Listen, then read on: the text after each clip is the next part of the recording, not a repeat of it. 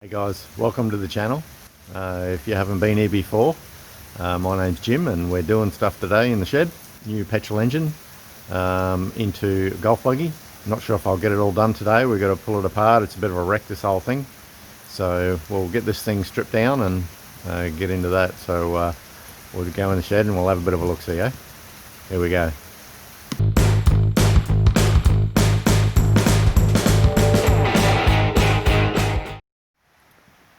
So here's the old beast I was telling you about, the old golf buggy. Picked it up off a lady who had a few that she wanted to get rid of. Apparently her husband seemed to just collect them. I don't know who collects golf buggies, but this whole thing is a bit of a wreck. Doesn't have a motor in at the moment. It is a petrol. It's a little Yamaha. I'm not sure which model, a G something or other, I'm sure. Has a couple of flat tyres. The upholstery's all not real good on it. At the moment it's a bit of a shelf for my whippersnipper.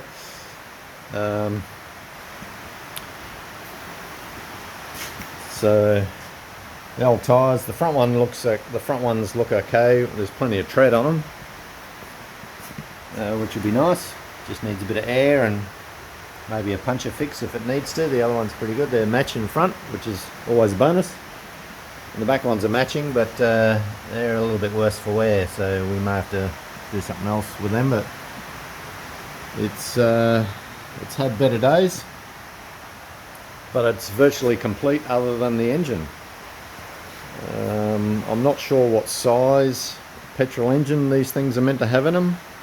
If anyone does know, just leave a bit of a comment for me. That'd be awesome. Because I'm yet to receive the new engine. I have ordered it. It's probably going to be too big, but we'll get into that a bit later. But let's stop making it a shelf, and I'll drag it out to the middle of the shed here, and we'll start pulling some of the things off of it to get them sent away and get tidied up.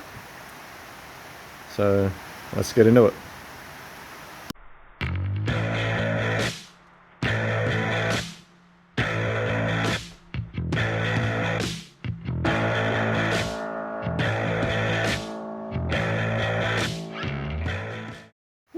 That was an effort. Hopefully I don't pay for that later, dragging it around. Hopefully you can hear me. We've got a bit of rain here at the moment, and it's a bit loud on the old tin roof, but we'll try and persevere. So it's not a bad little machine, like, for what it's going to be doing. The main purpose of it is for my mother to drive it up and down the hill. If you click on the link up in the top corner, it'll show you the cabin that I built for my mum a couple of years ago now, and we want to try and be able to get her up and down the hill. Anyway, it doesn't have a key, which doesn't really matter because we've got to put our own ignition system in there. Hang on, there's a little... If anyone wants to know how to open the boot, the engine bay, you just got to lift that doodad and then lift it, which is difficult with, there we go, one hand, and that's the mess that awaits us in here. It's got a forward and reverse rear differential, which has a secondary part of the clutch, and there's the belt for it. So they're a good little beast. Has coilovers, which sounds kind of funny if anyone's into cars. So it has a tubular chassis, a little bit of rust over there where the battery was sitting, which is inevitable, and all the controls here for the back end of the controls, the ignition switch and the forward and reverse lever, and I think that's the choke, which we've got to hook up to the new engine once it gets here. So not a lot to them. The light's not real good in there. I think that big round canister thing there is sort of where the muffler was. there was nothing really here, so I'm just sort of guessing. And that looks like the starter solenoid. A few other electronic things that we're going to find out whether we need them or not. I don't think we will, because it's a separate stationary engine that I've purchased. But they're a good little beast, like mechanically. Forward and reverse differential, that's pretty cool. So I've heard that some of these, I'm not sure which models, that the engines actually ran forward and in reverse, so which sounds really strange, but apparently that's a thing. So this one actually got forward and reverse, so I only need an engine that just goes one way, so we're all good. Hopefully it's the right way. So I'll start pulling these couple of covers and the seats off. Seats have got to go to an upholsterer, or I may even do them myself, I'm not sure yet, so they're a bit rough. It doesn't have to be fancy for this sort of instance. Like in years to come, I'll be using this golf buggy to get up and down the hill myself, when I get to that stage. But I'll take these covers off the back one so I can get to where the engine meant to sit, sort of under there somewhere, and take the seat and everything off, and try and make sense of it, where the engine's going to mount and things like that. So here we go, let's get into it.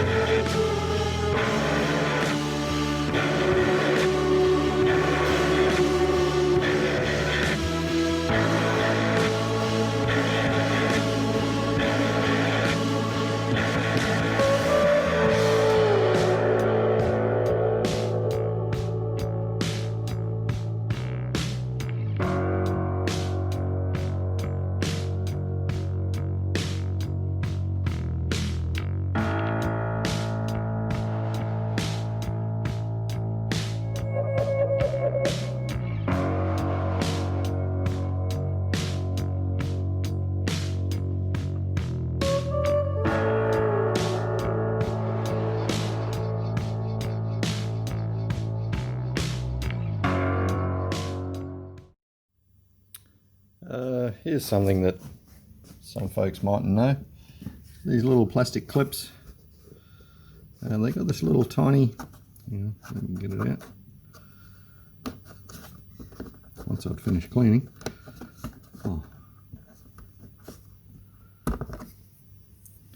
It has these little tiny plastic like pins in them,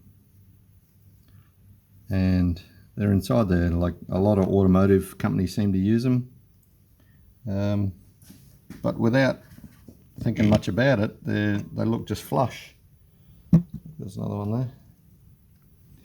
So what you do is just pop your what's-he right there, and if I can do it one-handed,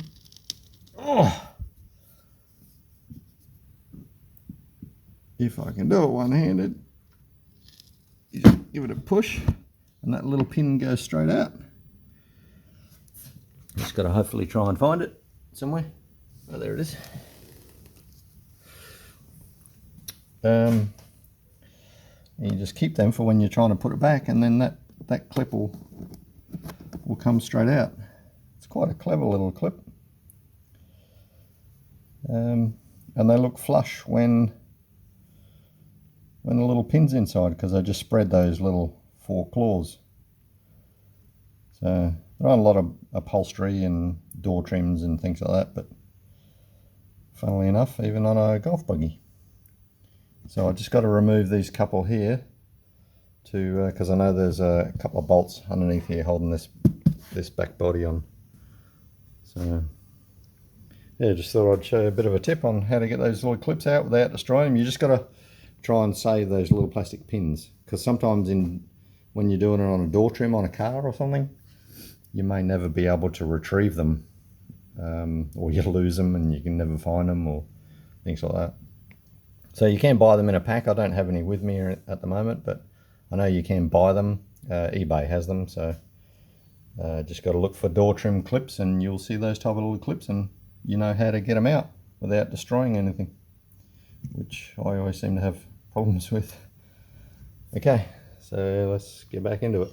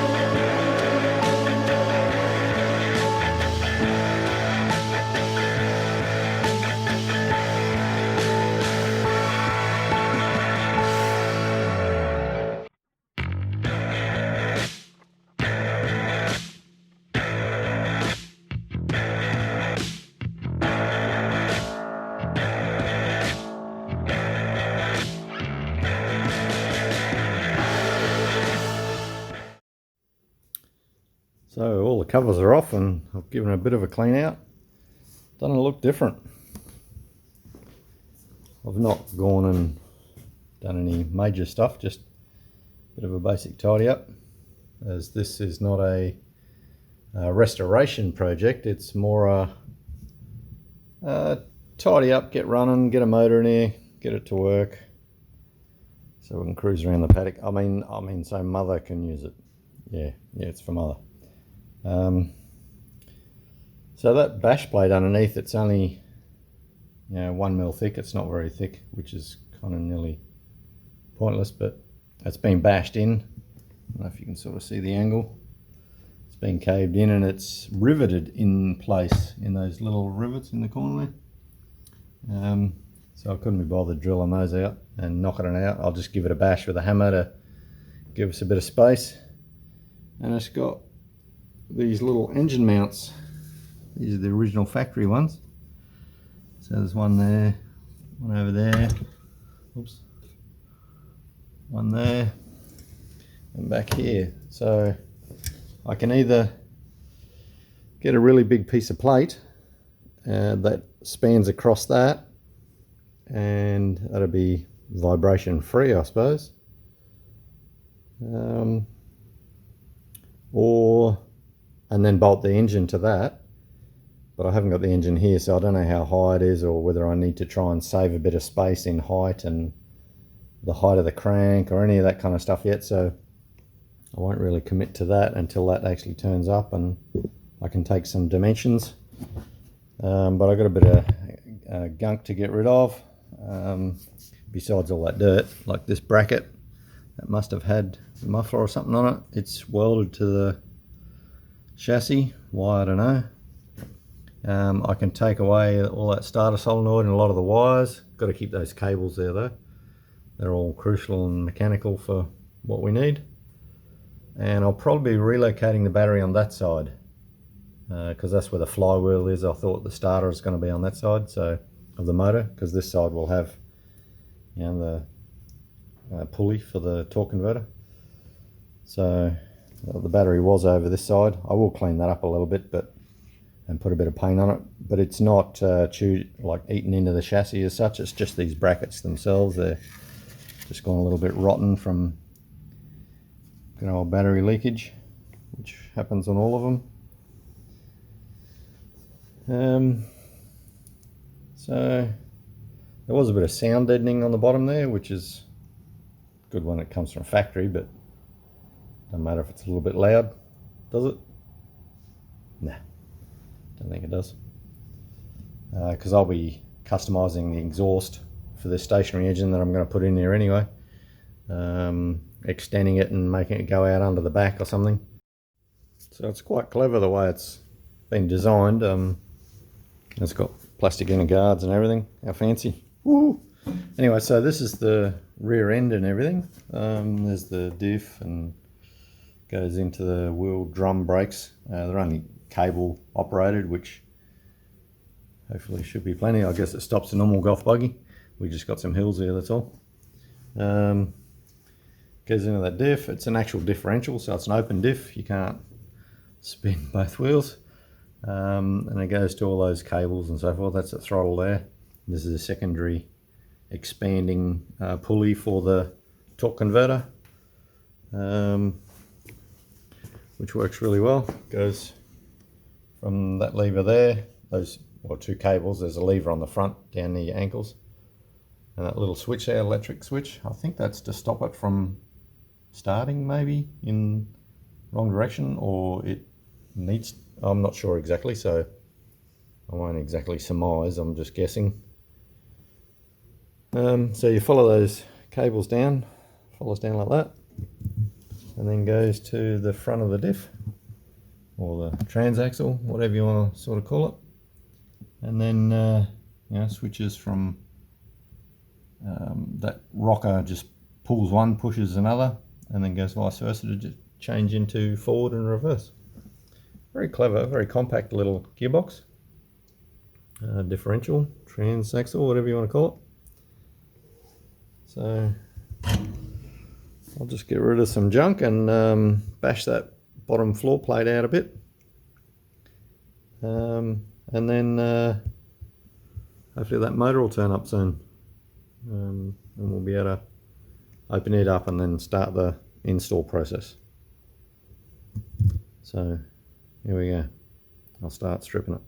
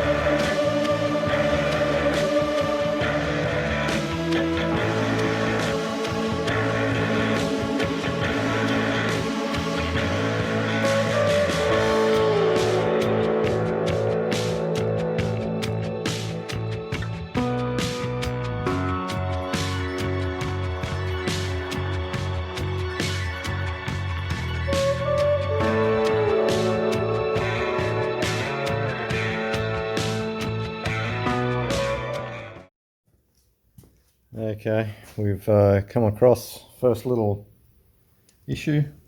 Not something I can't get past, but this engine mount, like there's 4 of them, that one over there I showed you before.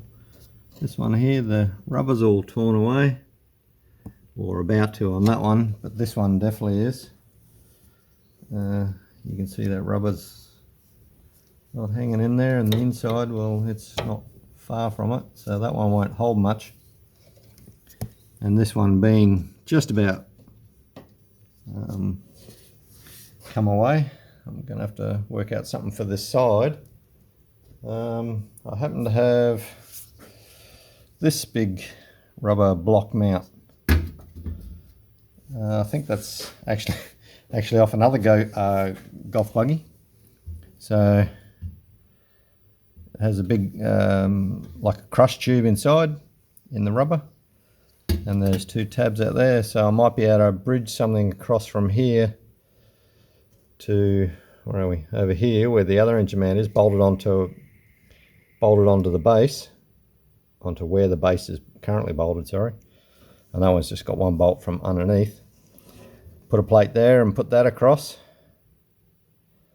and then just put one big, like a triangle shape, big triangle shape for the engine base. Now the other golf buggy I've had, the base plate was like 10mm thick, 3/8 in the old scale, but 10mm thick, and it was nearly that size of that crash pad, that crash, what do you call them? Bash plate, that's it. So it's about the size of that bash plate, the other one, so I don't think I really want to use a piece of 10mm. So I'll just see what I've got around and what I can adapt to make work. But I think I can get around it. It's just a bit of a bummer. Those 2 have torn out. It's probably part of the reason why the engine's been removed, other than maybe it died, and why this golf buggy was actually put into retirement as such. So anyway, I'll unbolt those and see what I can fabric cobble in the middle and make work. So here we go. So I've come up with a bit of solution. See, there's that torn one. Not sure if you can see it real well. The rubber's sort of pulled away, and the other one was completely torn away. The bolts are a bit off center, so not just a straight up and down engine mount bush type thing, but the way I'm sort of going to do it, like what we were talking about before, like that one in the center of those 2. But here's the other engine mount. If I can hold that properly, which is the one like over there, which I took from there, and I've stripped out the rubber between the 2, and this one can bolt straight into there and be bolted from underneath, and this I know for sure bolts straight on there, if I can. So that bolts straight on there, and that one, hang on, let's get a bit of a better angle. So that one will just bolt in there, so I can put either a big chunk of angle or a bit of plate or something, or a bit of box, go from that one to that one, all the bolt holes and everything line up, and just weld that together, and then just mount this piece in the middle. So that's saved me a bit of drama, just by removing the rubber out of that engine mount, which was half torn already. So see what I can do, see what I can find to put across there to make it sort of suitable. Anyway, here we go.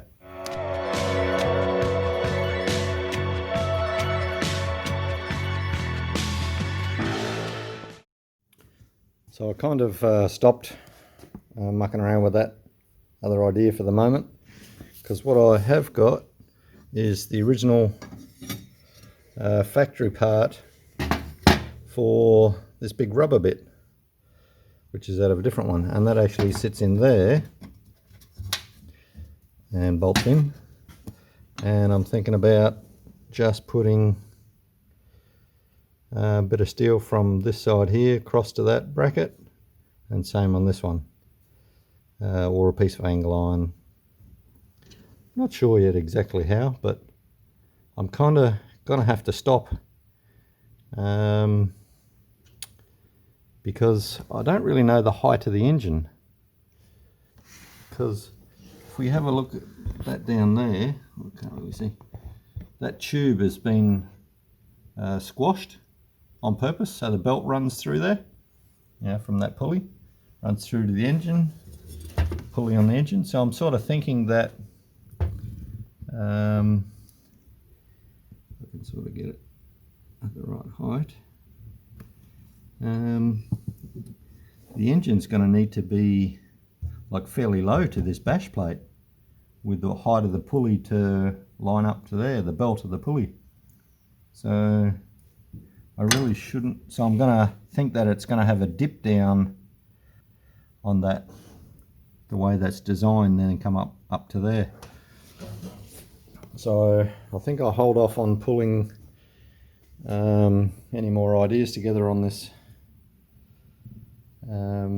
bracket yet, until actually the engine turns up. So I might just organise the upholstery on these seats, mainly the base one. That the back ones, like, the upholstery's okay, but it'd be nice if it was all matching and doesn't have to have a print in it like that, like the lines in it or anything. It's not for playing golf with the friends on the golf course. So it can just be just a plain colour and wrap around and just look neat and tidy. So I'll clean this place up a bit and probably call it a day. So that's going to be it for today's video. As far as I sort of can go with that one for the moment, until the engine turns up, so I know where the height and everything is. Bit of mucking around. So I'll get these seats away and get them upholstered, and hopefully the engine turns up in time, and we'll be right into it. So if you like this video, this is part one. There'll be a part two. So part two will come out next week, and we'll get right into hopefully installing that engine if it turns up in time, which would be really, really nice. So yeah, it'll turn up in time. It'll be right. So if you like this video, give it a click down there, give us a like, that'd be awesome. And if you want to see the other part of this build, subscribe, and you'll be able to see all the other ones. So guys, thanks for that. Thanks for watching. And as always, go out in the shed and get doing stuff. I'll catch you later, eh? See ya.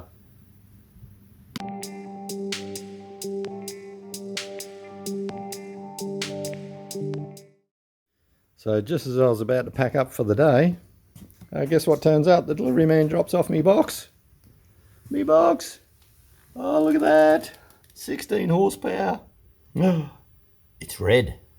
Well, that's what it says it is. It's red. That's a fast colour. And we're going really fast. So I'll have to try and struggle and get that up on the bench, and we'll open it up in the next video, hey? No worries, guys. Catch you later, eh? See ya.